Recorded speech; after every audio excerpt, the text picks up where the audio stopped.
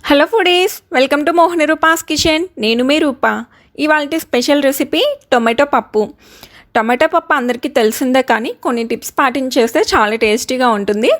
అలాగే వేరే కర్రీ అవసరం ఏం లేకుండా ఓన్లీ పప్పుతోనే రైస్ మొత్తం తినేయచ్చు, అంత బాగుంటుంది. అలాగే ఇది రైస్లోకే కాకుండా రోటీలోకి కూడా చాలా బాగుంటుంది. సో ఎంతో టేస్టీగా ఉండే ఈ టొమాటో పప్పుని ఎలా ప్రిపేర్ చేయాలో ఈరోజు వీడియోలో చూసేద్దాం. So let's start. ముందుగా ఒక కప్పు కందిపప్పు తీసుకుని దీన్ని శుభ్రంగా వాష్ చేసుకుని ఒక కప్పు కందిపప్పుకి 3 కప్పుల వాటర్ వేసుకుని అరగంట పాటు నానబెట్టుకోవాలి. ఇలా ముందుగానే నానబెట్టుకోవడం వల్ల పప్పు చాలా ఈజీగా కుక్ అయిపోతుంది. ఇప్పుడు దీనిలో 5-6 టమాటాలను ఇలా చిన్న ముక్కలుగా కట్ చేసి వేసుకోవాలి. టమాటా పప్పులో ఎప్పుడు కూడా టమాటాలు ఎక్కువగా వేసుకుంటేనే పప్పుకి మంచి టేస్ట్ వస్తుంది. అలాగే ఒక మీడియం సైజ్ ఉల్లిపాయను కూడా ముక్కలుగా కట్ చేసి వేసుకోండి. 2 టేబుల్ స్పూన్ల కారం, మీ టేస్ట్కి సరిపడా ఉప్పు, అలాగే కొద్దిగా పసుపు కూడా వేసుకోండి.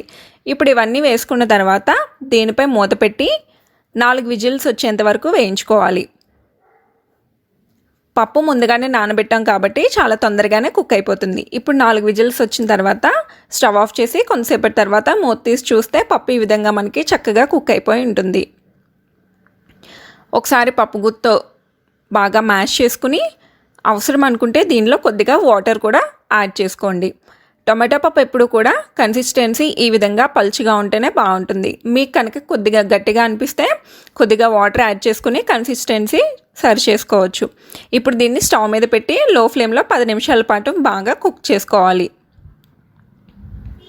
ఇప్పుడు మరొక స్టవ్ మీద పోపు కోసం కొద్దిగా ఆయిల్ వేసుకుని దీనిలో ఆవాలు, జీలకర్ర, అలాగే ఎండుమిరపకాయలు, కొద్దిగా పచ్చిమిరపకాయలు, అలాగే కరివేపాకు, వెల్లుల్లి రెబ్బలు ఇవన్నీ వేసుకుని 2 నిమిషాల పాటు వేయించుకోవాలి. పచ్చిమిరపకాయలు పోపులో వేసుకుంటేనే టమాటా పప్పుకి మంచి టేస్ట్ వస్తుంది.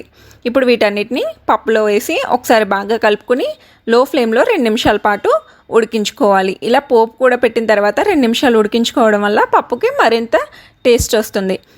2 నిమిషాల తర్వాత స్టవ్ ఆఫ్ చేసుకుని వేడివేడి పప్పుని మనం సర్వ్ చేసుకోవచ్చు. చూసారు కదా, ఈ కన్సిస్టెన్సీలో ఉంటేనే మనకి రోటీలో కానీ రైస్లో కానీ చాలా బాగుంటుంది. మీరు కూడా ఈ టిప్స్ యూజ్ చేసి టమాటా పప్పుని ట్రై చేసి ఎలా వచ్చిందో నాకు కామెంట్ సెక్షన్లో చెప్పండి. ఇన్ కేస్ ఈ వీడియో మీకు నచ్చినట్టయితే ఓ లైక్ చేసి మీ ఫ్రెండ్స్ అండ్ ఫ్యామిలీతో షేర్ చేయండి. Thanks for watching.